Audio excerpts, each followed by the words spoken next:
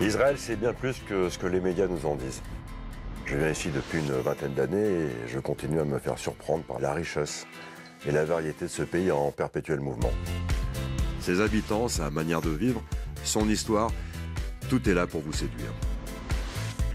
C'est aussi pour ça que j'ai décidé de tourner là-bas mon prochain film et de vous faire découvrir mon Israël.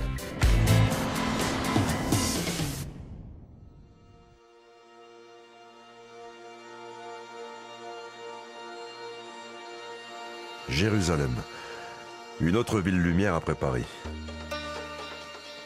Bâtie en plein milieu du pays sur le mont Moria, c'est là, dit-on, que le monde a commencé. Ici règne une mixité unique au monde, mélange d'influences, de religions, de peuples.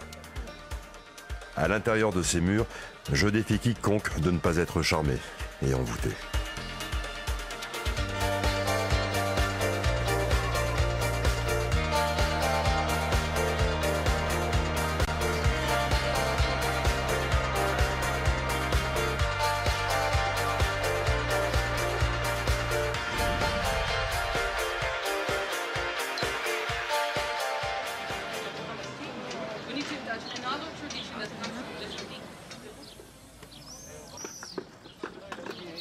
Alors nous voici au cœur de Jérusalem, devant le mur des lamentations, dit aussi le mur occidental. C'est ici qu'on vient prier, qu'on vient se recueillir. Et chaque année, il y a des milliers de fidèles, des chrétiens, des musulmans, évidemment des juifs, qui se partagent ce rocher.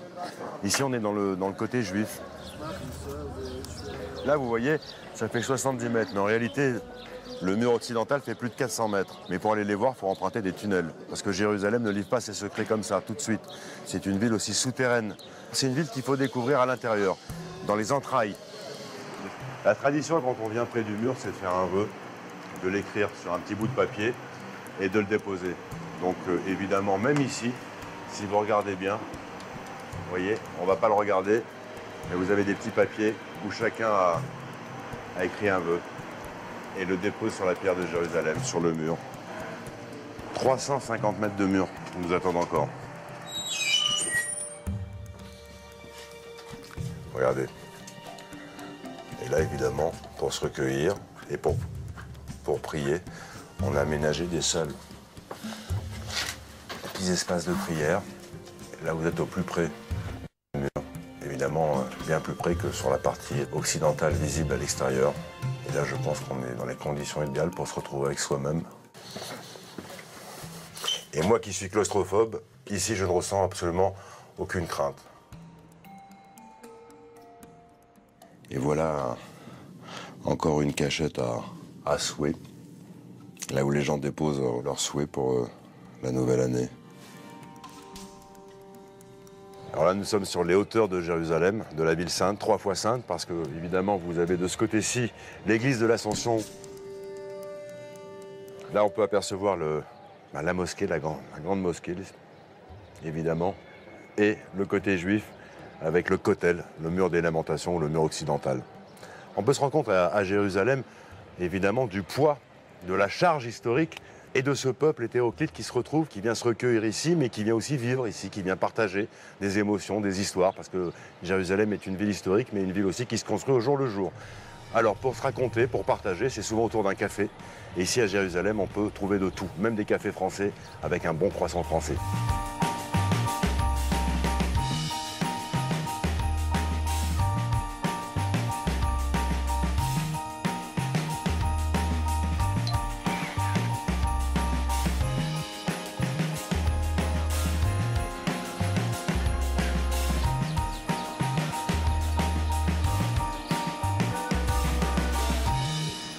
Bonjour. Bonjour, ça va bien? Bienvenue.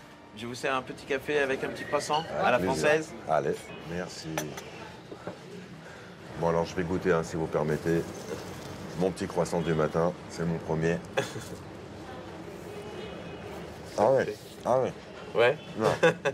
Là, c'est pas les croissants qu'on peut trouver parfois dans certains hôtels. Ça, c'est le vrai croissant parisien. Ouais, bon. C'est bon. Un kiff.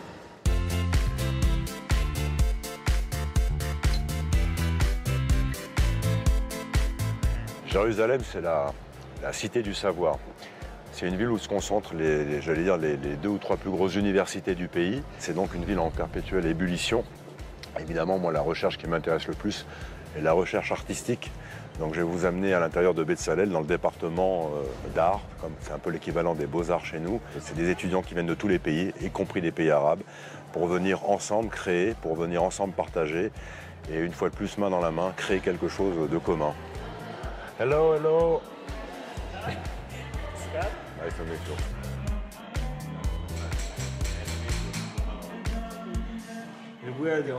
Nous sommes le seul département de l'université qui regroupe toutes sortes de gens d'Israël,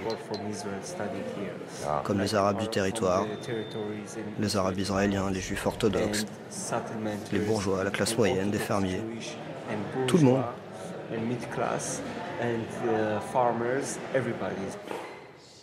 C'est cool, non?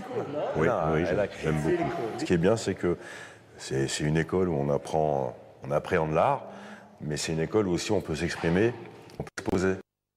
Comme une galerie, c'est une galerie éphémère avec tous les jeunes qui viennent. Donc ça leur permet de se soumettre au regard de l'autre. Donc immédiatement d'être dans la réalité de leur métier. Ok. Et qu'est-ce que ça représente? Elle parle de sa condition de juive russe ici en Israël. Aujourd'hui, on trouve du porc et des crustacés presque partout. Mais avant, les gens allaient en acheter au supermarché et les mettaient dans des sacs. Pour le cacher. Oui, parce que ce n'est pas caché, hein. C'est à propos de ça.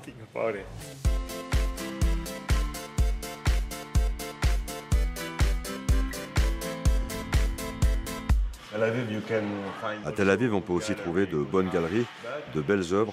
Mais ici, à Jérusalem, c'est spécial. À Tel Aviv, c'est très famille. Tout le monde connaît tout le monde va à la plage ensemble. Jérusalem a des portes et des cultures différentes. Il y a certains endroits où vous ne pouvez pas aller ou rentrer. Tel Aviv est plus contemporaine. Jérusalem est la ville du passé et de l'avenir.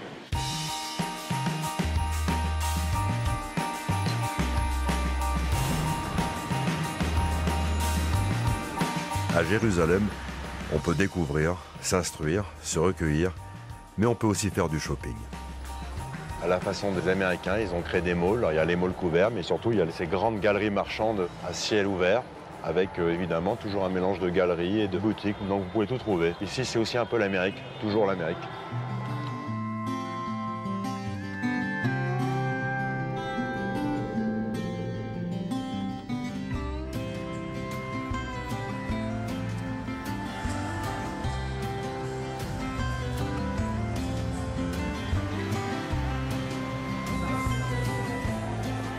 Jérusalem by night, c'est aussi ça, c'est une terrasse. Avec des gens, on peut se mélanger, parler, fumer le narguilé. On va essayer de le fumer. Essayer de le fumer. Mais c'est très bon. C'est ça aussi Jérusalem.